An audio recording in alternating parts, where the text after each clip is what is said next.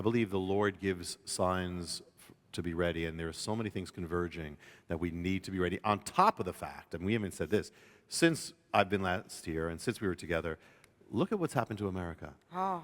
Look at what is happening to America. I mean, we are watching such a rapid acceleration. Remember, one of the things we talked about was the tipping point. That when if you push something over, you reach a point where you don't have to push it anymore, it takes its own momentum and it goes faster. I believe that one of the reasons why the Harbinger came out when it did is because this was a tipping point time when for the first time a majority of Americans came out to end the biblical definition of marriage, including the president. And now we are watching then the Supreme Court, and we are watching things accelerate so rapidly. So you know, the prophet said, you know, woe to those who call evil good and good evil. And one of the things that we're watching is, and this is a principle, in the same degree that a civilization calls evil good, and this is in not just one evil, many evils, it will call good evil. And so we're watching, therefore, at the same time all this is happening, we're watching more and more talk about believers. They're intolerant, they're hateful, they're extreme, they're, you know, and we are watching the beginnings of persecution. We are watching, you know, when they tried to pass laws to protecting Christians, you know, they failed all over. And so we are watching right now where the government is telling believers they have to not only support abortion, they have to pay for abortions. Exactly. We never had this before. Right. And so we are watching, so on one hand, and this follows the progression of the Harbinger. The Harbinger, not just the signs, it's that you had Israel being warned, but continually moving away from God to judgment. We're watching that in America is repeating the last days of ancient Israel. That's why the Harbinger are appearing, and that's why it's happening. So as we watch that, that is part of the picture too. We're watching prophecy every day. Every day you hear news about what this apostasy, it's another sign of where we're going. So God has to. I mean, you know, how could he not? I mean, God is not mocked. Right. God has to. You know, people say, well, you know, it's scary if there's going to be shaking. I'll say it's opposite. It's scary if there's not a shaking, because if we don't have a shaking, there's no hope. You know, in shaking, that most of us came to the Lord because there was some shaking in our life. Yes. So God loves America. That's why there has to be shaking in this land. Amen. Wow, what a word. So the blood moons, are they signs usually of judgment, would you say? They can be. Now the rabbis wrote, and this is not the Bible, and this is not authoritative, but the rabbis wrote that a lunar eclipse is a sign of judgment for Israel, upon Israel. And the main thing about the blood moons are lunar eclipses. So that's why we say, could something significant happen regarding Israel, or war? Or on the other hand, they said solar eclipses are signs of judgment on the nations. Now it's interesting because we're going to see the solar eclipses, because there's also solar eclipses in this time. Yes. And in 2015, two of them fall on Jewish holy days, and they are totally linked to the Shemitah, both eclipses. Both, and the Shemitah seems to be linked to also America and then the world. So that's what we're going to talk also, when we get into the Shemitah, the link between that and the solar eclipses as well.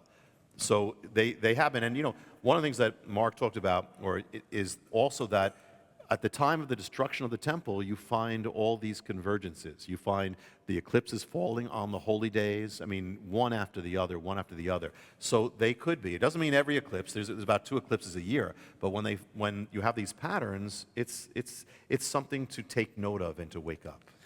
The Old Testament is not dry, it's not old, it may be old, but it's not boring.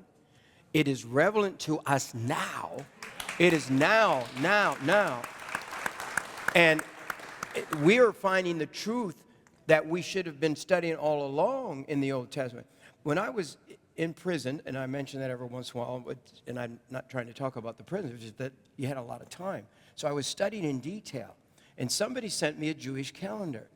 And I began to see the 9th of Av. I didn't know it. I didn't know a thing about the 9th of Av. And so I started looking, 9th of Av. The temples were destroyed. The 9th of Av. You know, that's when, in fact, Hitler declared that he was going to wipe out all the Jews on the 9th of Av. And he goes on and on and on. I think the World War, one of them started on the 9th of Av. World War I is linked to that. Okay. Yeah. So I'm impressed. So God I think he's prepared me for this hour in the prison, that I would know the 9th of Av. I mean, because it was not something I was taught. But the thing that everyone needs to understand is how important timing is, Yes. dates are, Yes. signs that they don't move around. So if you have to juggle scriptures to get, like these blood moons, if you had to juggle scriptures to make them happen, then just don't even go with it. Just forget it. You know, but when it's so blatantly that God is speaking as a sign, as Genesis 1 says. Yes. I think it's Genesis 1. Is it 1? Genesis 1:14. Yeah, that's right. 1:14. And I mean, God has said these are, the sun and the moon are for signs, not just to give us light. So can you go on with that? Yeah, God is consistent and God speaks. And so God does things consistently. So even the fact of just taking the first temple is destroyed in 586 BC by the Babylonians. The second temple is destroyed in 70 AD by the Romans. Now the Romans and the Babylonians are not working together. The Babylonians are long gone. And yet how could you orchestrate things that they are both destroyed on the exact same Hebrew day? As far as the ninth of Av, I mean, you know, the way that the second temple, and Jesus foretold this, you know, but, an arrow went to the temple, caught on fire. Nobody planned these things. They rushed in, got the gold, and it was destroyed on the exact same day. Nobody could have planned that but God. So God is clearly saying, listen, the same judgment that came on the first is coming again. And this is me. This is my hand, just as Jesus, Messiah, foretold. So then you watch throughout Jewish history, and you see this strange thing happening, that on key moments of calamity that are almost replaying the temple, it's the ninth of Av. They're expelled. You know, here they were expelled from Israel when the temple was destroyed. Well, they're expelled from Spain. They're expelled from England same day. They're expelled on France the same day, ninth of Av. It's kind of reliving the temple, reliving what happened. And then you have 1492, as we said. That all happens, we mentioned, that happens also on the ninth of Av. Ferdinand and Isabella, they gave a date, they kind of pushed it up. It ended up being August 2nd, when they all had to be out, all Jews out, all the harbors were filled with ships. What day was it? Ninth of Av. But here's something, and something else, let me say something else about that. You have all these ships, fleeing on the ninth of Av, but there's some other ships in the same harbor that day, the Nina, the Pinta, and the Santa Maria. They're in the same harbor, same day, same year, 1492, Columbus sailed the ocean, same thing, and same week, and same thing. And in fact, Columbus was even noted in his diary that the ships were filled with the Jewish people fleeing. Is that an accident?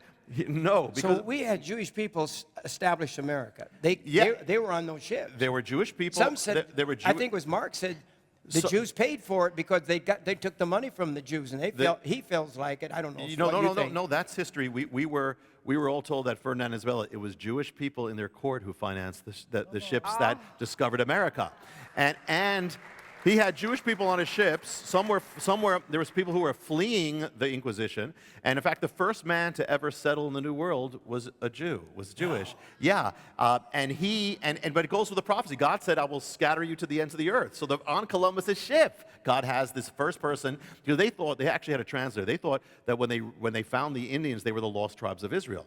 So they started. So you had a guy speaking Hebrew to them. Of course, they had no idea. But the other part is, think about this. While God's always into redemption, that's his heart. He has to judge sin, but he's into redemption. Yes, so here on the day after Columbus set sail on the 9th of Av was August 2nd. They set sail.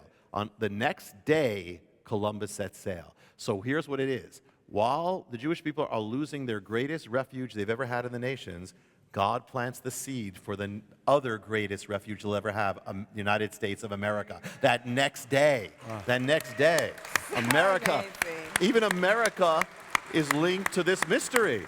So even though you have the 9th of Av, then you have the 10th of Av, God always has an answer. God is always looking ahead. And he's already planting the seeds for what will save the Jewish people. More Jewish people will be saved by America existing than any other. So God is such a God of redemption.